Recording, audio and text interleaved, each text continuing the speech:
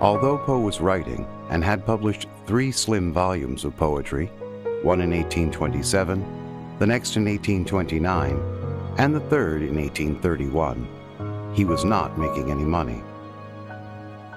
He took various jobs, mostly working as an editor at various newspapers and literary magazines. He dreamed one day of publishing his own magazine that would showcase various authors and poets he found worthy. He married his cousin, Virginia Clem, in 1836, when she was 13 years old and he was 27. She died of tuberculosis 11 years later. Poe's own health was not good. After Virginia's death, he truly struggled emotionally, psychologically, and physically to get on with his own life.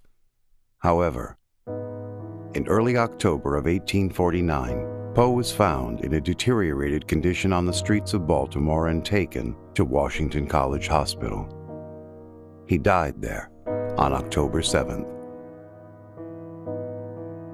Although Poe wrote a variety of short stories, elevating the medium from anecdote to art, and produced some of the most influential literary criticism of his time, he is often best remembered to today's generations as the master of the macabre and the poet who wrote The Raven. The Raven was first published on January 29, 1845 in New York's Evening Mirror. The poem was an instant success and Poe suddenly found himself a celebrity. Jeffrey Myers, in his biography of Poe, Edgar Allan Poe, His Life and Legacy, published by Charles Scribner and Sons in 1992, best sums up the poem thus: "The Raven portrays the monomaniacal obsessions of a melancholy man who is hovering on the edge of madness. The marble bust of Pallas represents intellectual wisdom. The plumed, ill-omened raven stands for intuitive truth. Grief dominates hope."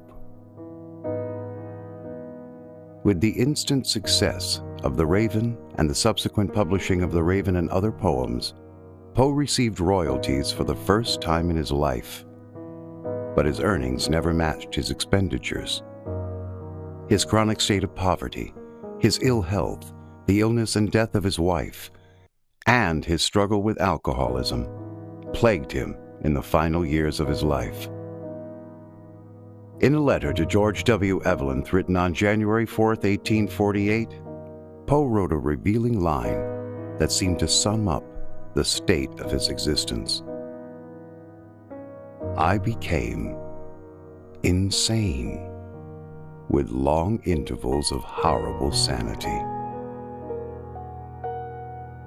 Madman, genius, drug addict, alcoholic. Whatever one chooses to think about American author and poet Edgar Allan Poe is subjective.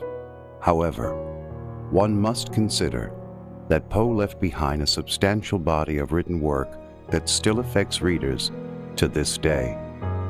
He was the creator of the modern detective story, an acerbic critic of the literature and poetry of his peers, a cryptographer, an editor, a lecturer, and a man haunted by tragedy and poverty for the majority of his 40 years of life.